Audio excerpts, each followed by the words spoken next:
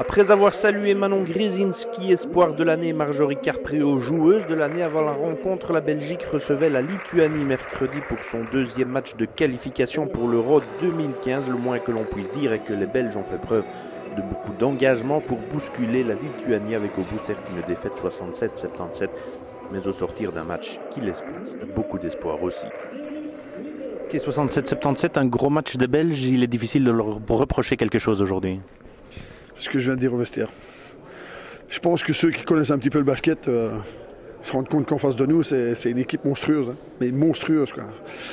On leur a vraiment causé des problèmes. Le coach lituanien avait un peu peur de ça aussi. On a réussi à faire beaucoup de mal à cette équipe. Et cinquième pivot qui lance sur le terrain, il fait 2 mètres, quoi. Donc il faut réaliser aussi que 2 mètres chez les femmes, c'est 2,20 mètres chez les hommes. Hein. Donc qui plus est avec des bonnes mains, qui plus est avec des joueuses avec des fautes chez moi, qui ont laissé beaucoup d'énergie. Honnêtement, j'ai rien à reprocher aux joueurs. J'ai dit aujourd'hui que c'était pour moi une déception beaucoup moins grande que la Grande-Bretagne, par exemple. La partie avait en effet débuté de parfaite manière pour les filles de Daniel Gutals. Gintare Petronite avait ouvert la marque pour la Lituanie de retour d'un carton contre la Macédoine 108-66. Yana Raman puis Sophie Hendricks avaient montré que les Belges allaient jouer sans complexe. Présente au rebond et en provoquant les fautes des Lituaniennes déjà comptées à 4 après moins de 5 minutes de jeu, la Belgique tenait le bon bout.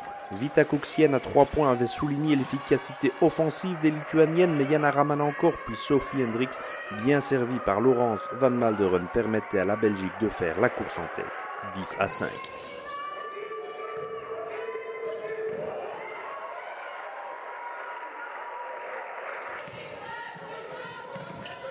Kuksien encore à longue distance maintenait le cap lituanien à 10-12. Kim Mesdak plantait elle aussi à 3 points et Noémie Mayombo dans la foulée, puis Julie Van Loo s'était relayée pour garder le même rythme dans une partie qui n'avait pas connu de ronde d'observation.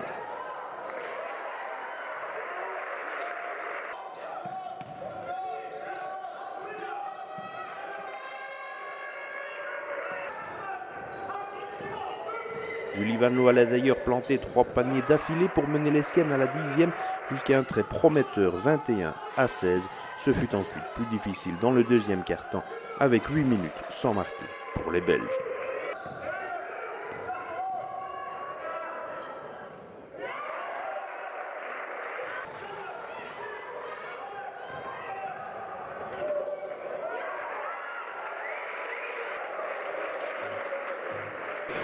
Et à un moment donné, je pense que le petit discours belge de dire c'était presque, il faut aussi le mettre un peu derrière, quoi. Il faut qu'on devienne plus des compétiteurs et pas à chaque fois se satisfaire de dire c'était presque là, parce que comme ça on n'avancera pas. Si on veut avoir un jour l'occasion d'être dans un groupe où on a vraiment une chance de se qualifier au championnat d'Europe, il faut faire un exploit à un moment donné pour se qualifier. Et moi je suis convaincu que l'exploit est toujours possible. On a joué 2 matchs. La Grande-Bretagne aujourd'hui a pris la mesure de la Macédoine. Donc la Macédoine s'inscrit réellement comme l'équipe la plus faible du groupe. Donc il ne faudra pas faire d'erreur contre eux. On va préparer ça aussi professionnellement qu'on a fait les deux premiers matchs. Et aujourd'hui, il y a encore quelques petits détails qui se payent cash, mais ça fait partie aussi de l'expérience, ça fait partie aussi de la construction de ce qu'on fait. Progresser, ça veut dire aussi être plus efficace offensivement. Vous restez 8 minutes sans marquer en deuxième mi-temps, à cause de quoi? En deuxième quart-temps, pardon, à cause de quoi? Vous dépensez aussi beaucoup d'énergie en défense. Hein. Ouais, déjà ça, je vais dire honnêtement, il y a une grosse dépense d'énergie pour essayer de contrecarrer un petit peu tout ça. Il y a beaucoup de concentration qui est nécessaire. Et à un moment donné, en attaque, on n'arrive plus à vraiment exécuter avec la bonne vitesse et ce qui peut faire fonctionner les équipes. Par rapport au jeu que nous, on recherche, qui est un jeu en agressivité, c'est justement cette vitesse d'exécution, ce mouvement de ballon. Et dès qu'il coupe un angle de passe, on a tendance à arrêter de jouer, de ne pas aller dans les continuités. Et donc on nous force toujours dans les fins de possession à des exploits individuels ou sur des écrans sur la balle. Et là, c'est clairement l'énergie qui est défaillante. Donc encore une fois, je suis vraiment très content de ce qu'on a vu ce soir. Surtout après un match où on a pris un gros coup sur la tête en Grande-Bretagne. On voit que cette équipe a des valeurs et a des capacités de réaction. Parce qu'encore une fois, aujourd'hui, on a joué la Lituanie, qui pour moi fait partie des 10 meilleures nations de basket. On n'a pas vu Petronité ou quasiment pas. On les a poussés dans leur dernier tranchement et il nous manque encore un tout petit peu pour un peu faire une fois vaciller une tour et que le résultat tombe vers chez nous. Mais je pense que ce genre de match va nous aider. Les Belges sont en effet restés de longues minutes muettes dans ce deuxième quart-temps, mais elles restaient pourtant toujours au contact. La Lituanie n'en avait pas profité pour prendre le large, gêné aux entournures par cette équipe belge. Sophie Hendricks débloquait le marquoir pour faire 22-26, puis 24-28. Julie Van Loo, qui terminera avec 15 unités mercredi soir, en profitera pour aligner encore à 3 points et fixer les chiffres à la pause à 27-31, un score presque inespéré face à cette équipe de Lituanie favorite du groupe. La Lituanie était cependant bien consciente qu'elle ne devait pas se relâcher sous peine de voir les Belges repasser devant. Message reçu 5 sur 5 par les filles de Mantas Sernius. Les Lituaniennes allaient en effet creuser un écart d'une dizaine de points à la reprise. Jana Raman avait certes répondu, tout comme Laurence Van Malderen, mais ce sont bien Evita Kuksien et ses coéquipières qui tenaient le match en main, avec Eglé, Six Newt aussi. Santa Okosite portera même l'écart à 15, le maximum dans cette rencontre, 31-45 sur un 0-11 partiel, qui fera la différence en fin de match.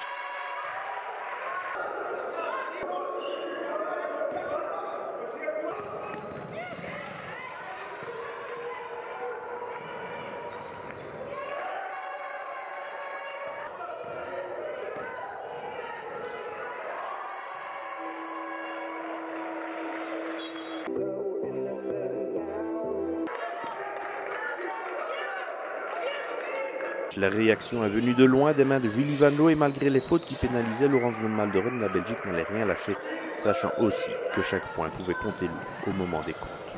Au final, Sophie Hendricks se faisait une place parmi les tours lituaniennes et Julie Van Loo avait trouvé la bonne longueur.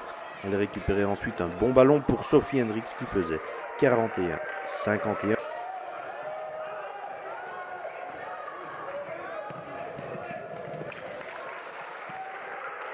La Belgique montrait beaucoup de caractère et pas mal de culot aussi, à l'image de Manon Grzezinski sur un panier bonifié et un lancer en plus pour fixer la marque à la demi-heure à 45-53. La Belgique était toujours bel et bien dans le match.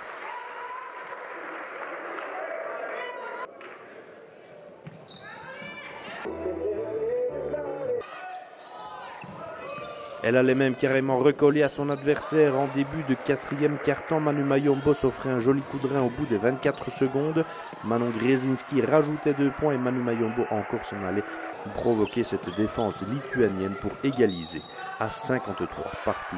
Il reste encore 7 minutes à jouer. Expérimentée et talentueuse en diable, la Lituanie savait qu'elle ne pouvait tolérer plus. Une bombe de Marina Solopova remettait les pendules à l'heure pour faire 53-57 et orientait la fin de la partie. La Lituanie n'allait en effet plus relâcher l'étreinte malgré les essais encore de Sophie Hendricks et Noémie Mayombo. Les Lituaniennes garderont leurs 10 unités d'avance pour finir à 67-77. Dommage bien sûr cette défaite pour la Belgique, mais les filles de Daniel Goutal sauront montrer de belles choses et démontrer surtout qu'elles étaient en net progrès.